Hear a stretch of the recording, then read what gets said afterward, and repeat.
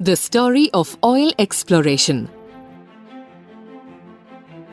Imagine a world without energy. No fancy modes of transport. No cell phones, computers or any other gadgets. And that's not all. Most of the daily medicines. Poof! Gone! Life comes to a standstill. Scary, isn't it?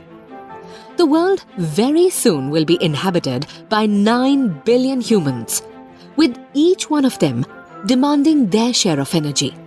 And by 2050, we will need 80% more energy.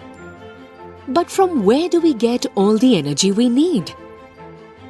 Oil and gas are our most important global sources of energy. By the time you will view this movie, the world would have used up to 120,000 barrels of oil. The world's crude oil output has risen from fewer than 1 million barrels a day in 1900 to about 87 million barrels a day today. The crude oil that becomes petrol, diesel, and many other useful products wouldn't exist without marine plants, algae, animals which settle at the bottom of the sea when they die. With practically no oxygen below the Earth's surface, the organic matter in the sediment transforms into a substance that scientists call kerogen. And when the temperature rises to 110 degrees Celsius or higher, kerogen gradually changes into oil. As the temperature rises further, it changes into natural gas. This process takes at least 1 million years. These underground traps of oil and gas are called reservoirs.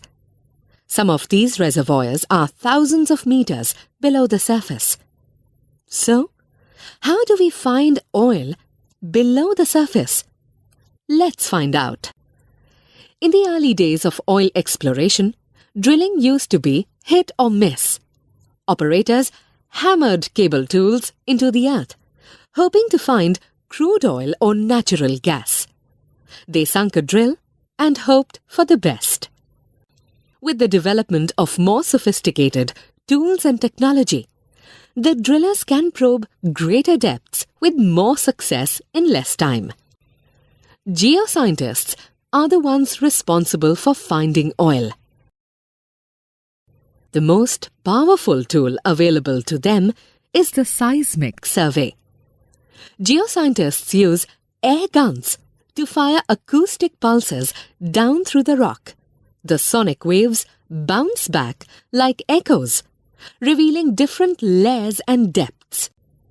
This data gives our experts the information they need to map reservoirs and identify whether they are filled with oil, gas, or water. A well is drilled to judge whether it contains any oil or gas, and if it is, worth exploring further. The process begins by drilling a hole deep into the earth and pumping a mixture of water and mud into the hole to flush out the rock cuttings to the surface. Drilling is continued till the time the rock cuttings from the mud reveal the presence of oil.